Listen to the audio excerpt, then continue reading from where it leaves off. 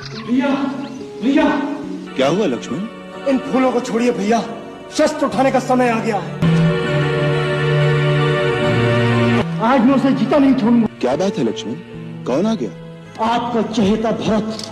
क्या भरत आया है? कहाँ है? अयोध्या का राजा भरत अपनी चतुरंगी सेना के साथ चित्रकूट आ रहा है। अपनी सूर्य पताकाएं लहरा रही थी। इसका अर्थ है वो अपनी पूरी शक्ति के साथ आक्रमण करने आ रहा है। आक्रमण? किस पर?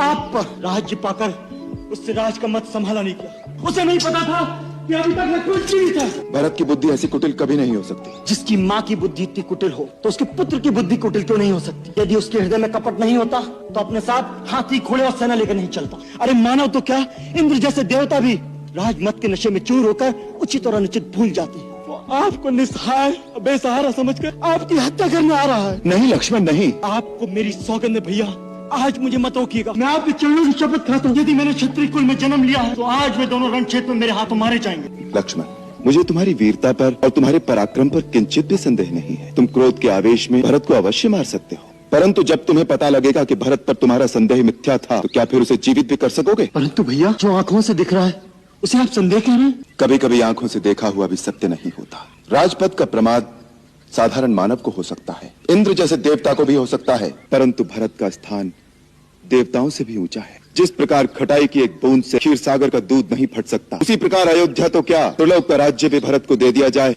तो भी उसे राजमत नहीं हो सकता। परंतु यदि भरत के मन में पाप हुआ तो, यदि उसने प्रहार किया तो उसी को प्रहार करने दो। वो हमारा राजा है, हम अपने राजा के सामने शस्त्र नहीं उठाएंगे। भैया भैया भैया, मैं आपकी शरण में आ गया हूँ। भैया आपकी शरण में आ गया हूँ। भरत,